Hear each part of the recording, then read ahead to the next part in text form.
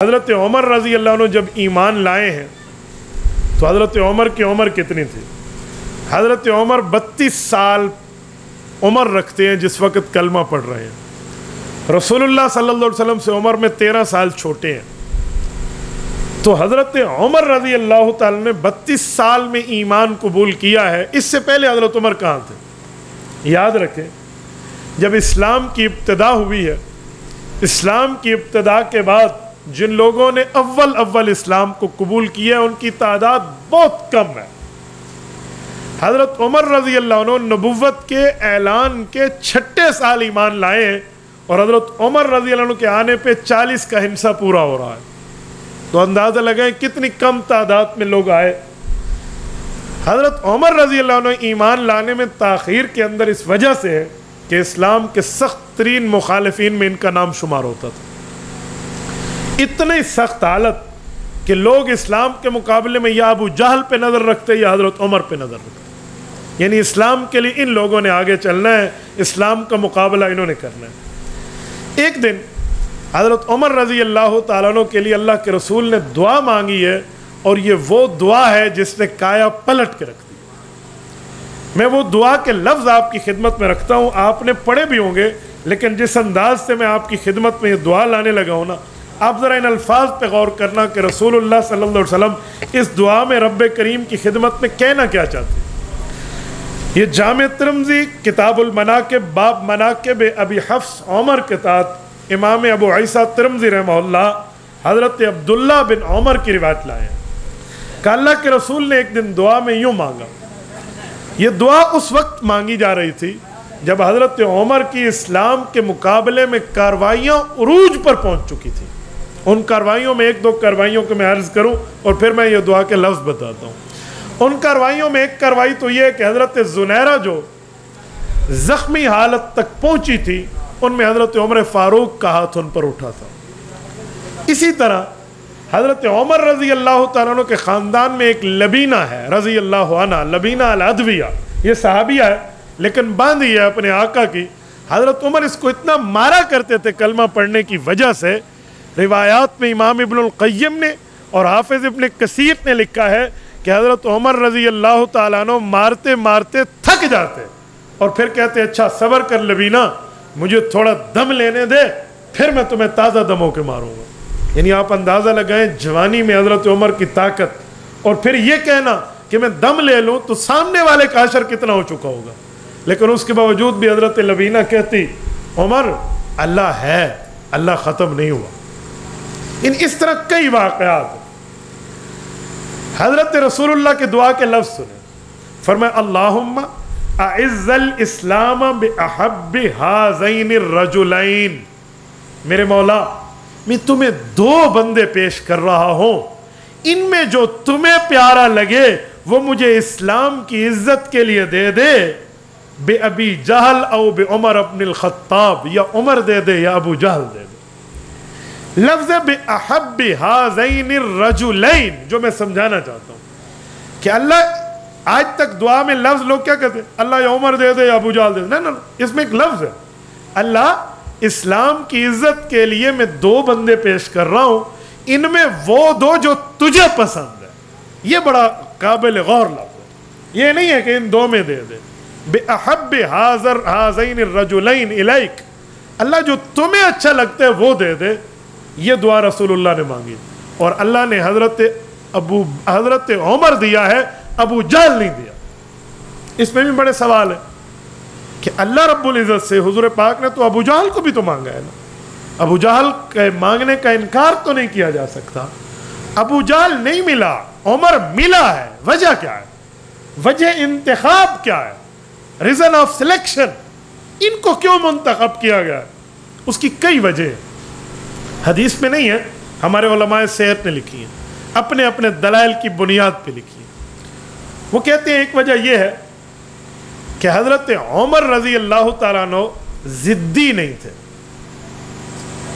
سب مخالفت کی باتیں حضرت عمر میں تھیں لیکن دلیل کے سامنے ضد نہیں کرتے تھے. ابو جہل اکڑ جایا کرتا تھا، ابو جہل میں تکبر تھا، انانیت تھی، ابو جہل میں ضد تھا، تعصب تھا. اس وجہ سے اللہ نے حضرت عمر دیا ہے، ابو جہل نہیں دیا، کیونکہ اللہ کو تکبر ناپسند ہے، اللہ رب العزت کو انانیت پسند نہیں ہے۔ عمر فاروق میں ضد نہیں تھا، اس وجہ سے دی۔ وہ کہتے ہیں اس کی ایک وجہ اور بھی ہے، کہ جی وہ کیا ہے، کہ ابو جہل لوگوں کے پیسے کھایا ہوا تھا، لین دین میں، کاروبار میں۔ بڑے بڑے بندے اس کے گھر کے سامنے آ کر دھرنا دیا کرتے تھے کہ تو ہمارے پیسے لوٹا دے، تو اس نے پیسے دینے ہوتے تھے تو لوگوں سے جان چھڑاتا تھا۔ عمر فاروق اپنا حساب کتاب کلیئر رکھتے تھے، ان میں یہ کام نہیں تھا کسی سے ادھار لیا تو دے دیا، کسی سے معاملہ کیا تو اسے کلیئر کیا، کسی کے پیسے کھائے نہیں۔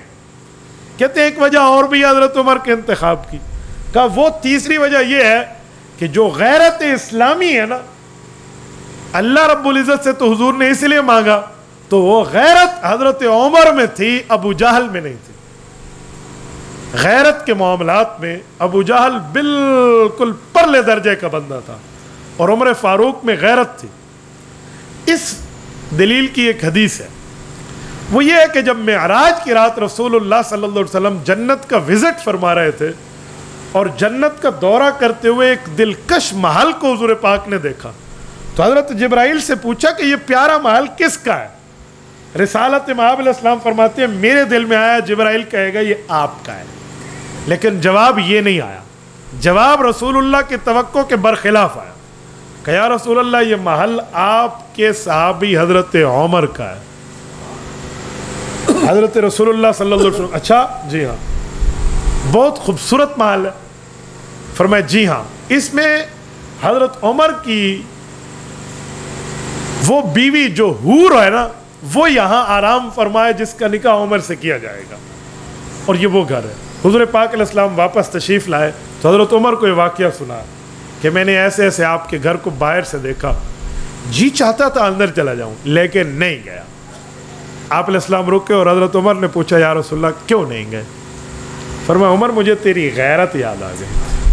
نہیں سمجھے وہ جو میں بتانا چاہوں، تجھے غیرت یاد آ گئی۔ حضرت عمر نے عرض کیا رسول اللہ آپ پر کیا غیرت کی بات ہے، لیکن اس حدیث سے ایک بات سمجھ آتی ہے کہ عمر باغیرت آدمی ہے، بے غیرت نہیں ہے ابو جہل کی طرح۔ تو حضرت عمر کا اللہ نے انتخاب کیا، ابو جہل کا نہیں کیا، کیونکہ اس میں غیرت موجود تھی۔ اور تیسری وجہ اور بھی ہے، چوتھی وجہ اور یہ ہے کہ سورت فتح کی آخری آیت میں رب کریم نے رسول اللہ کے صحابہ کے لیے یہ لفظ فرمایا ذالک مثلہم فی التوراۃ و مثلہم فی الانجیل۔ حضور پاک اور حضور کے صحابہ کی مثالیں اللہ نے صرف قرآن میں بیان نہیں کی، بلکہ اس سے پہلے تورات میں اور انجیل میں بھی رب کریم نے بیان فرما دی۔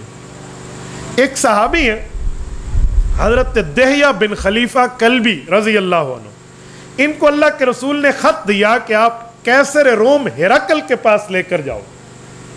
اسلام کا یہ خط لے کر جب یہ وہاں پہنچے، وہ ایمان لایا نہ لایا ایک علیحدہ بحث ہے، لیکن اس نے ان کا اکرام کیا، رسول اللہ کے سفیر کی عزت کی، اور رات کو اپنے محل میں ٹھہرایا تو نگار خانے میں لے گیا۔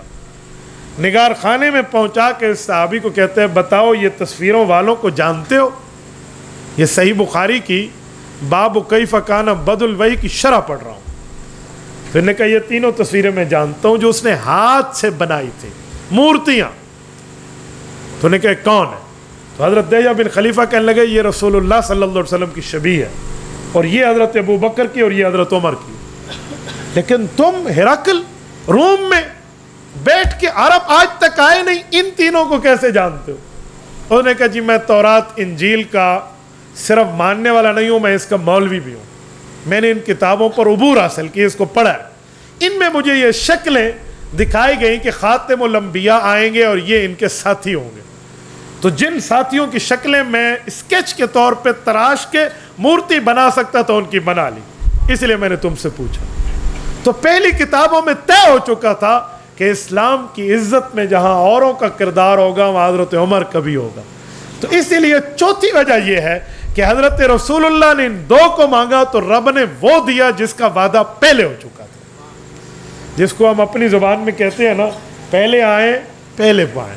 تو حضرت عمر رضی اللہ عنہ کی قسمت. اس سے ایک جملہ سمجھ آتا ہے کہ حضرت رسول اللہ نے جو مانگا تو حضرت عمر رسول اللہ کی مانگ ہے, رسول اللہ صلی اللہ علیہ وسلم کی دعا ہے, حضور کی دعا کا ثمرہ اور نتیجہ ہے, جس کو امیر شریعت سید عطا اللہ شاہ بخاری رحمہ اللہ کی زبان میں کہوں کہ یوں تو سب رسول اللہ کے مرید ہیں, پر عمر مرید ہونے کے ساتھ مراد پیغمبر ہے.